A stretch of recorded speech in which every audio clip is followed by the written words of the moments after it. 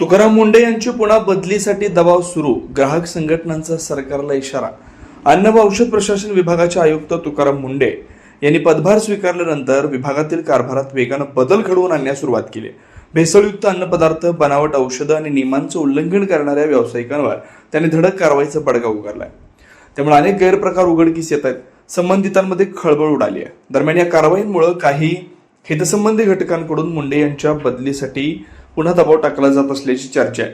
अखिल भारतीय ग्राहक पंचायतसह विविध ग्राहक संघटनांनी या शक्यतेला विरोध दर्शवत मुख्यमंत्र्यांनी राज्य सरकारला निवेदन दिलंय। ग्राहक संघटनांच्या मते तुकाराम मुंढे हे कर्तव्यदक्ष आणि कठोर प्रशासकीय अधिकारी म्हणून ओळखले जातात।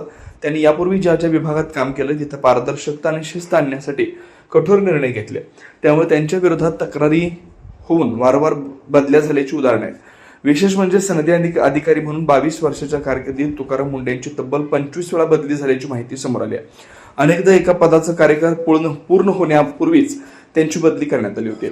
सध्या FDM मधील धडक कारवायांमुळे भेसळ आणि नियमभंग करणाऱ्यांवर कारवाईचा धाक निर्माण झालाय। त्यामुळे मुंढे यांना पदावर कायम ठेवून त्यांच्या कारवायांना सरकारनं पाठबळ द्यावं अशी मागणी ग्राहक संघटनेने केली।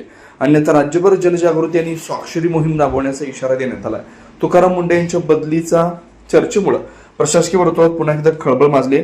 सरकार याबाबत काय भूमिका घेतं याकडे सर्वांचं लक्ष आहे।